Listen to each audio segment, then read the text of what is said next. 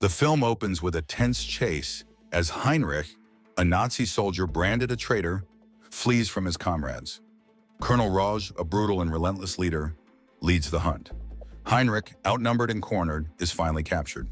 Once in custody, he faces a trial in front of his fellow soldiers.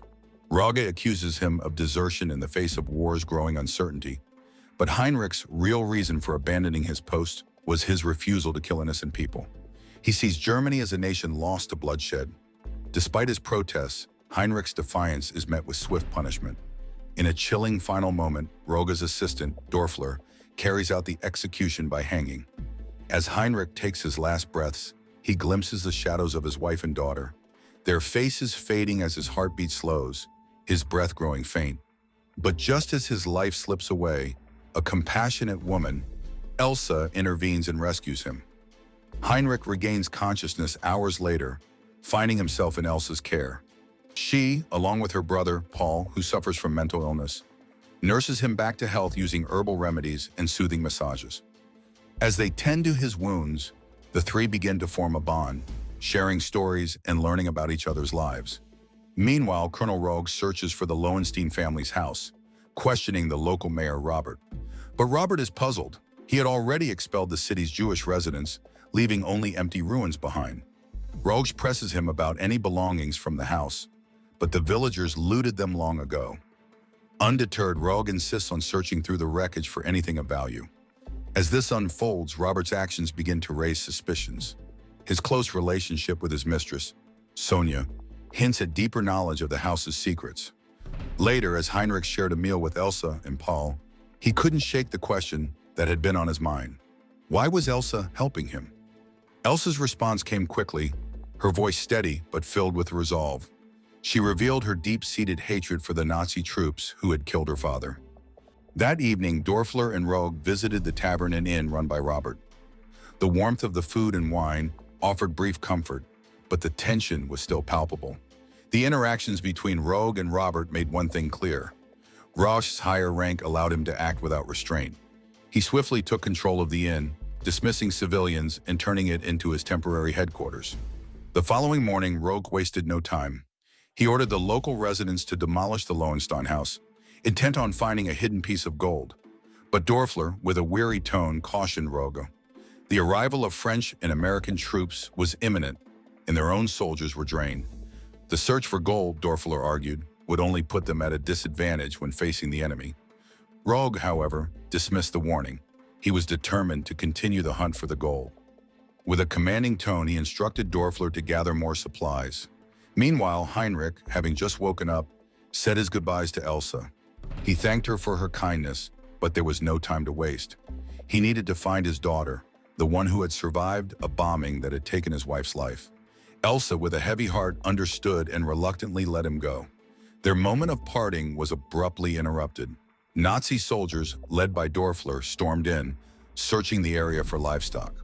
Dorfler, with his usual sense of control, ordered his men to seize Elsa's chickens, disrupting their brief farewell.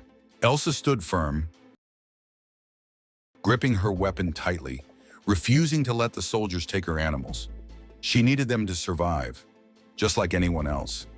Dorfler, impressed by her courage, stepped inside her house, but suspicion flickered in his eyes. He wondered if Elsa was hiding someone. Unbeknownst to him, Heinrich was already up in the attic, holding his breath. Elsa quickly deflected his questions, explaining that she only lived with Paul and her fiancé was away at war. But Dorfler wasn't satisfied. In a flash, he snatched Elsa's locket. Anger surged within her. She lunged at him, trying to get it back. From above, Heinrich watched the struggle unfold. Unable to stand by any longer, he leapt into action. Within moments, he took down Dorfler's men with precision. Dorfler barely managed to escape in a car, but Heinrich wasn't done. He wiped out the rest of the soldiers in no time. Realizing the danger, Heinrich grabbed Elsa and Paul, determined to get them out before Dorfler could report them to Rauch. They quickly gathered weapons and supplies, preparing for what lay ahead. As they made their way through the forest, Paul suddenly insisted on returning to tend to her cow. Elsa knew that going back would mean certain death, but Paul was stubborn. Meanwhile, Dorfler, now recovering at Robert's Inn, was burning with vengeance. He reported everything that had happened at Elsa's house and swore he would finish them off, including Heinrich. As evening settled in, Elsa, Paul, and Heinrich huddled around a crackling bonfire, seeking warmth beneath the looming cliff. They decided to spend the night there, with the fire offering a small comfort against the cold. Before they settled in for the night, Heinrich voiced his deep fear. He hadn't seen his daughter since she was born and worried she wouldn't recognize him.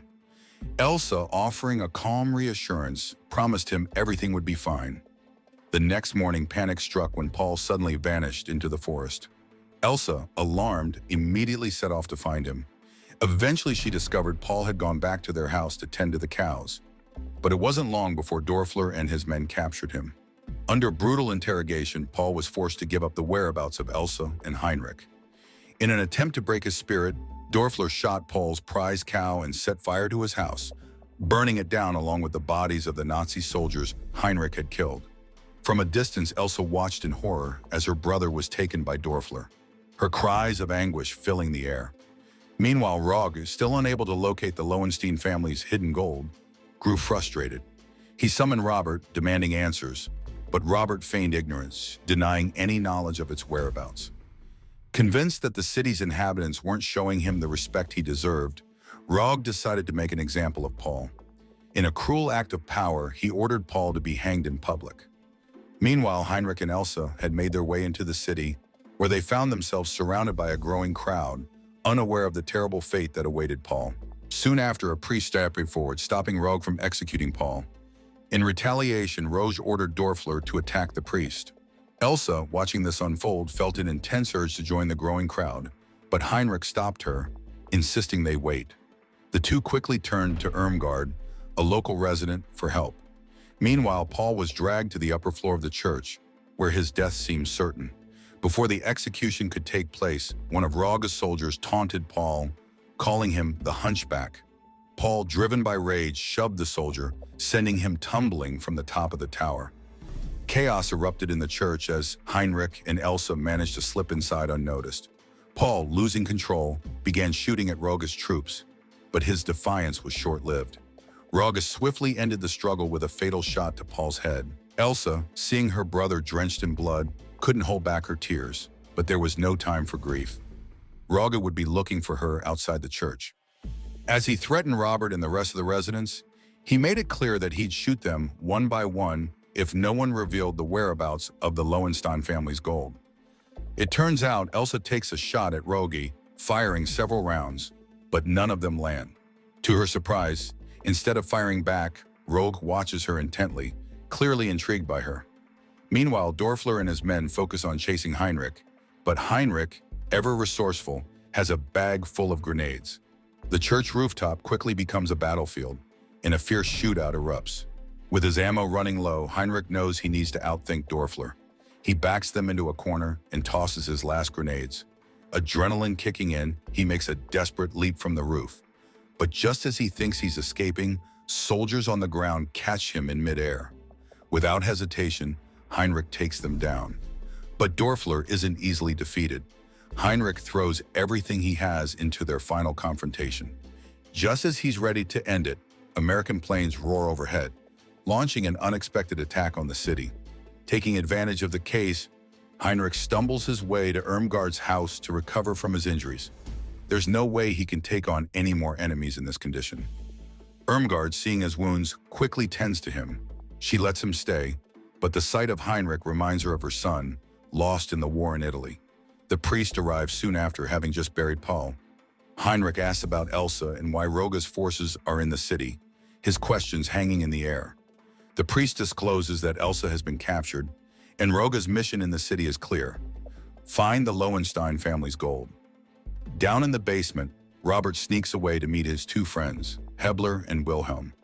The three of them know exactly where the gold is hidden, but Robert keeps it to himself, worried that revealing the secret to Rog could endanger his son's life.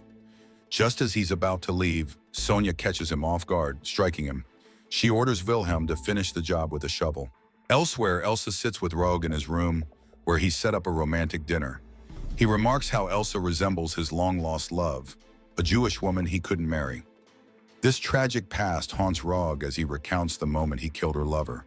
a memory that lingers as he takes an engagement ring, long hidden in his gouged-out left eye, and slips it onto Elsa's finger, kneeling before her. Meanwhile, the priest and Irmgard discuss the fate of the Lowenstein family, the only Jewish family in town. They reflect on the horrors brought by Hitler's regime, the wrongful persecution of innocent people like the Lowensteins, who met a brutal end. Amidst the chaos, Sonia and her group discovered a gold nugget and hid it in a tomb, intending to retrieve it later. But when they returned, the tomb holds only a Bible. To their surprise, they learned the priest had taken the gold and hidden it in the church. Heinrich convinces the priest to hand it over to Roga, hoping it will buy Elsa's freedom. While Roga sleeps, Elsa quietly slips away. As she moves through the room, her eyes land on a strange agate on Roga's finger. She carefully turns it and finds a hidden pill. Just as she's about to remove it, Rogue stirs, waking up. Thinking quickly, Elsa feigns affection, kissing him and secretly transferring the poison pill into his mouth. On another hand, Sonia and her comrades track down the priest, cornering him with shovels raised. At the same time, Heinrich tosses a lump of gold into the inn, hoping to draw Dorfler out. He offers all the gold in exchange for Elsa's release. But when Dorfler checks the superior's room, he's taken aback to find Roga dead and Elsa gone. Seizing the moment, Dorfler steps up, taking command of the troops. He quickly formulates a plan to mislead Heinrich, using Robert's wife as a stand-in for Elsa. His goal is to catch Heinrich off guard and strike when the time is right. Meanwhile, Elsa, having just reached Irmgard's house, is startled by the sound of an explosion. Though unarmed, she stumbles upon a hidden cache of guns, once used by Irmgard for hunting. Elsewhere, Sonia's group tightens their grip on the priest, pushing him with physical force. But he remains unbroken, taking hit after hit without giving in. Similarly, Dorfler intensifies his interrogation of Heinrich, even offering his own blood to keep Heinrich alive, all in hopes of finding the gold's hidden location. The next morning, the priest guided Sonia and her group into the church, where they were set to claim the gold. Sonia had plans to kill him once they secured their prize. But things quickly took a deadly turn when an explosion erupted from the gold casket, taking out Sonia and her team in an instant. The blast left chaos in its wake. Moments later, Dorfler and his soldiers stormed in, their eyes widening at the destruction before them. Some gold nuggets remained scattered among the wreckage. Dorfler wasted no time. He shot the priest, removing him as a threat. He then barked orders to his men, telling them to gather what was left of the gold. Outside, Elsa stood watch, her finger steady on the trigger of a bazooka. She fired, sending a blast into the church and sealing the entrance with a collapsing wall. Amid the confusion, Irmgard seized the moment, unleashing her fury and cutting down Dorfler's soldiers with precision. When Irmgard saw the priest's lifeless body, something inside her snapped. She became a force of nature, relentlessly striking Dorfler with deadly intent. She managed to wound him, but as she raised her weapon for the final blow, a gunshot rang out. Irmgard collapsed, a bullet in her head. Elsa, watching the carnage unfold, was consumed by rage. Refusing to accept the loss, she entered a fierce gunfight, taking out Dorfler's men one by one. Yet despite the stab wound, Dorfler rose. With renewed strength, he struck Elsa down. Confident in his victory, he stood over her, prepared to finish what she had started. Heinrich, fueled by a surge of strength, strangled Elsa with a ferocity that seemed to bring him back to life. With a final, vengeful burst of energy, he turned on Dorfler, beating him mercilessly until he lay motionless. In his last act of defiance, Heinrich shoved gold into Dorfler's mouth, a cruel symbol of his victory. Quickly, he and Elsa fled the church, leaving the chaos behind. Meanwhile, Dorfler's surviving men saw an opportunity for themselves. They believed the remaining gold would make them rich, but their celebration was short-lived.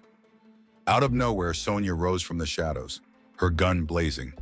She wiped out the Nazi soldiers and claimed the gold for herself, disappearing into the night. But Sonia's newfound fortune came at a steep price. American soldiers, fresh off the news of Hitler's death, soon found her. In their armored tanks, they relentlessly hunted her down. Sonia's gold, once her ticket to a new life, was now in the hands of the Americans.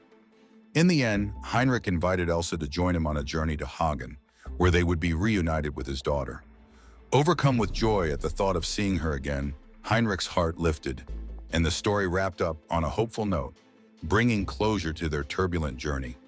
So the moral of the story is chasing gold, revenge, or power might seem worth it in the moment, but in the end, compassion, courage, and doing what's right are the only things that truly last.